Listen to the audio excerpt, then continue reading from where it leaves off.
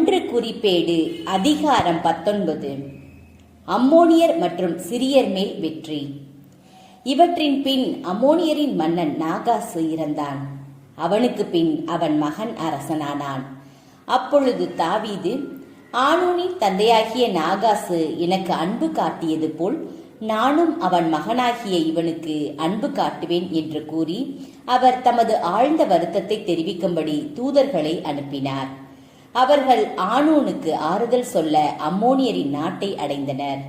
அப்பொழுது அம்மோனியரின் தலைவர்கள் ஆனூனை நோக்கி, தாவீது ஆறுதல் கூறுபவர்களை உம்மிடம் அனுப்பியுள்ளது தந்தையை சிறப்பிப்பதற்கென்று நினைக்கிறீரா? உமது நாட்டை துருவி ஆராயவும் அதை நிலைகுலைய செய்யவும் உளவு பார்க்கவுமே அவன் அலுவலர் வந்துள்ளனர் அன்றோ என்று கூறினார். எனவே ஆனூனின் தாவீதின் அலுவலரை கைது செய்து அவர்களின் தாடியை சிரைத்து அவர்களுடைய ஆடைகளை இடுப்பிலிருந்து கத்தரித்து அவர்களை அனுப்பி வைத்தான்.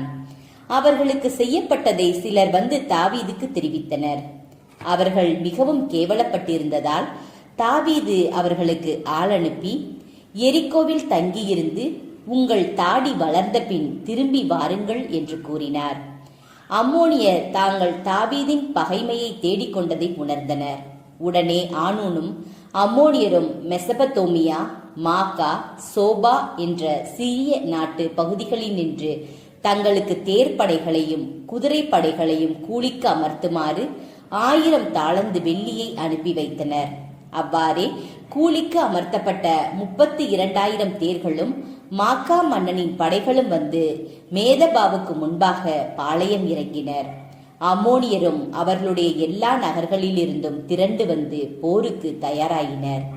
தாவீது அதை கேள்வியுற்ற போது மோவாபையும் ஆற்றல் மிக்க தம் படை முழுவதையும் அனுப்பினார். அம்மோனியர் புறப்பட்டு வந்து நகர வாயிலில் அணிவகுத்து நின்றனர். அவர்களுக்கு உதவியாக வந்த மன்னர்கள் திறந்த வெளியில் அணிவகுத்து நின்றனர். யோவாபு தமக்கு முன்னும் பின்னும் பகைவர் படை தாக்கவிருப்பதை கண்டபோது இஸ்ரேல் அனைத்திலும் ஆற்றல் மிகு வீரர்களை தேர்ந்தெடுத்து அவர்களை சிரியாவுக்கு எதிராக அணிவகுத்து நிறுத்தினார். மற்ற படை வீரரை தம் சகோதரன் அபிசாயின் தலைமையில் அம்மோனியருக்கு எதிராக அணிவகுத்து நிறுத்தினார். யோவாகு அவனை நோக்கி, சிரியர் என்னை விட ஆற்றல் மிக்கவராயிருந்தால் நீ எனக்கு உதவியாக வர வேண்டும். அம்மோனியர் உன்னை விட ஆற்றல் மிக்கவராயிருந்தால் நான் உனக்கு உதவியாக வருவேன். மன உறுதியுடன் இரு.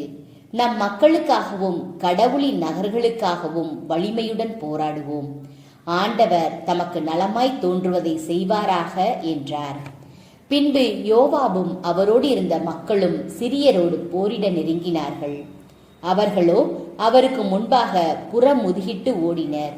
சிரியர் புறமுதுகிட்டு ஓடுவதை அம்மோனியர் கண்டபோது அவர்களும் யோவாபின் சகோதரன் அபிசாய்க்கு முன்பாக சிதறியோடி நகருக்குள் புகுந்தனர்.